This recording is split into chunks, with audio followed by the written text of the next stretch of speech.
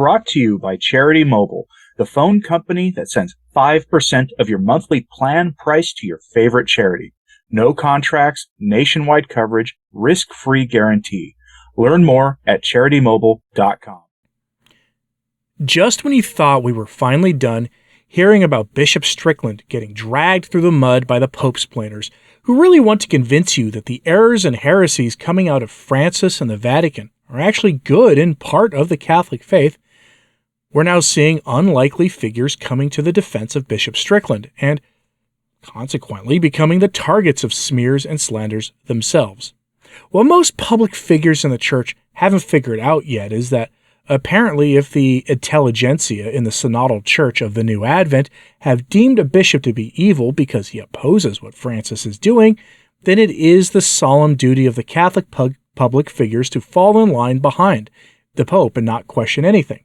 They're certainly not supposed to express support for people who have been given the label of evil by these media figures. Strickland has been dubbed evil, but curiously, we're now seeing anyone who supports him get slammed as well.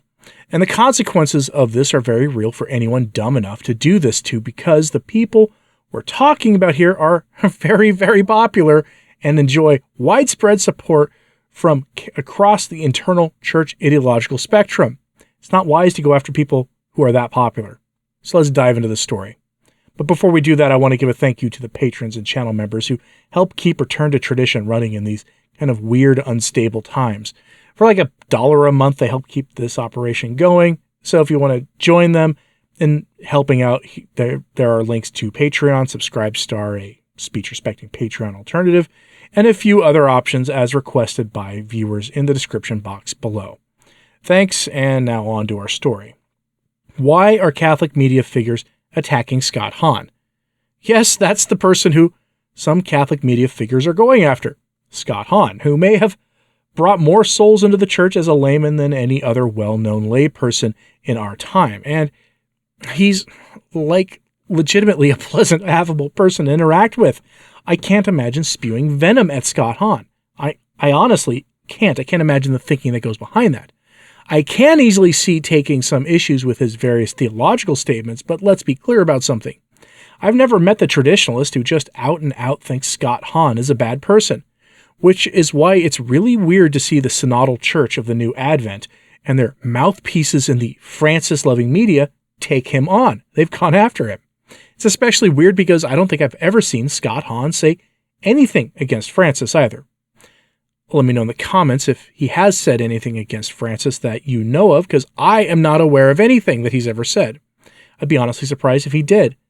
But here's how Scott Hahn got into trouble. He said the following on his Facebook page, quote, "I am grateful for Bishop Strickland's inspiring words." How very dare he? Scott Hahn said those shocking words with an even more shocking act. He shared Bishop Strickland's pastoral letter, which I shared with you last week. The overwhelming majority of the responses to his simple post are positive, with only one person, as far as I could tell, begging him to not follow Strickland out of the church.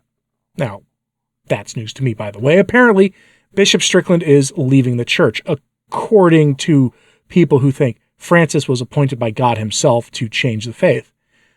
But that's where we are now, folks. People have some very strange ideas about how the church is governed and how we get a pope and about how we're supposed to submit to all the things the pope does, even if what he does is objectively evil. But this simple statement got the attention of the lay pope-splainers over at Where Packa Mama Is, who took issue with Scott Hahn for, quote, his public endorsement of a bishop who once promoted a video describing Pope Francis as a diabolically disoriented clown, end quote. Honestly, I'd wish I'd thought of that line. It's a pretty apt way to describe Francis and the new church he's building. It is diabolically disoriented, and it is clownish. It's diabolically disoriented in the same way that allegedly Sister Lucia described the post-conciliar era of the church, or similar to how Paul VI described the smoke of Satan entering the church. Now, I'll let the proprietor of Where Packa Mama Is describe the problem as they see it for you, so I can't be accused of taking things out of context here. What they fear is that Scott Hahn is aligning himself with some allegedly right-wing schism in the U.S. church, which is laughable, but it gives us insight into the thinking here. So, from the article, quote, This week, someone sent me a link to Scott Hahn's Facebook page where the prominent Catholic professor, author, and speaker shared Bishop Joseph Strickland's latest pastoral letter, writing, "I am grateful for Bishop Strickland's inspiring words." Later, another reader mentioned the fact that Hahn is scheduled to speak in Strickland's Diocese of Tyler, Texas in mid-October. This seems to make public what many have long suspected. In the deeply divided U.S. Church, Scott Hahn has aligned himself with the dissident anti-papal wing of the Church. For the most part, Hahn has publicly avoided the controversies surrounding Pope Francis over the last decade. With his endorsement of Strickland's letter, the prospect of a schism in the U.S. Catholic Church, or at least that of an angry populist revolt against the Pope, suddenly seems more realistic. Sure it does. Sure, the signs were already there with Hahn, such as in 2020 when he told LifeSite founder John Henry Weston that Archbishop Carlo Maria Vigano, Cardinal Raymond Burke, and Bishop Athanasius Schneider, of all the bishops in the world, quote, "I'm not sure there are anyone who has been shepherding the flock as courageously as those three."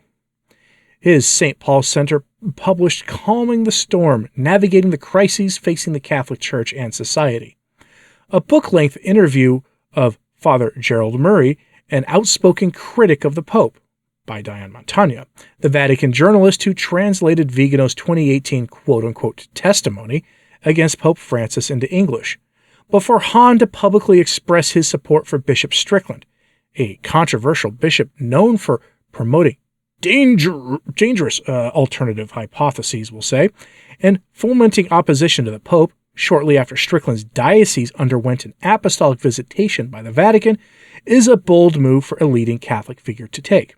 For those Catholics who have remained loyal to the Pope and who worry about a schism coming from the far right of the U.S. Church, this is deeply disappointing.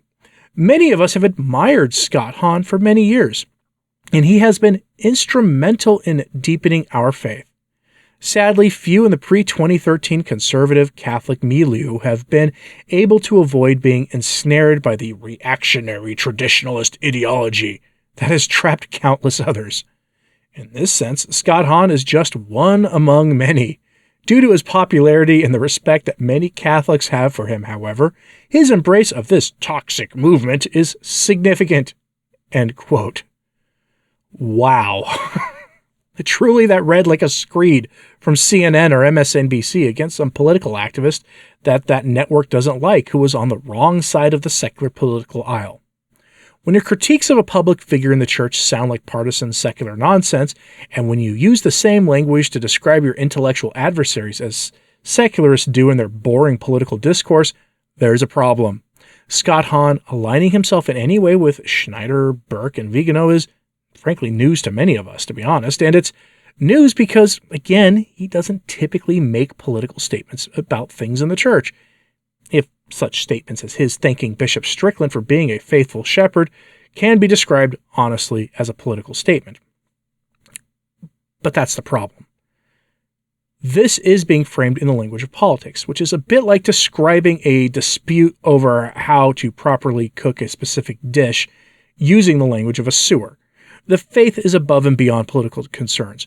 Those of us who align ourselves with the bishops like, say, Vigano or Strickland or Schneider do so because we have come to the conclusion that the faith we're being presented with from Rome now and, again, quite frankly, in recent decades, isn't the same Catholic faith passed on to our ancestors.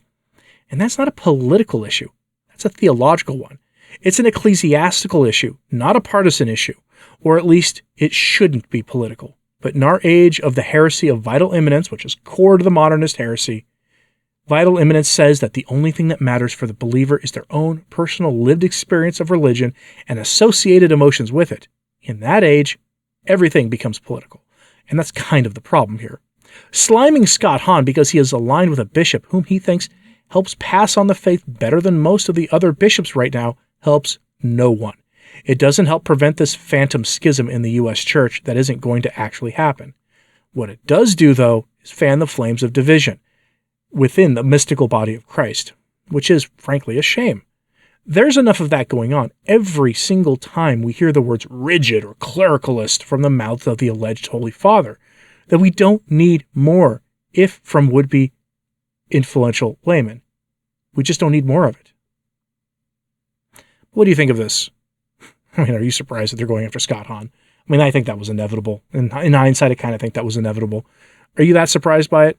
He doesn't typically wade into the waters of these political disputes in the church, but when he does, it's very simple statements done in his typical affable, kind of kind way.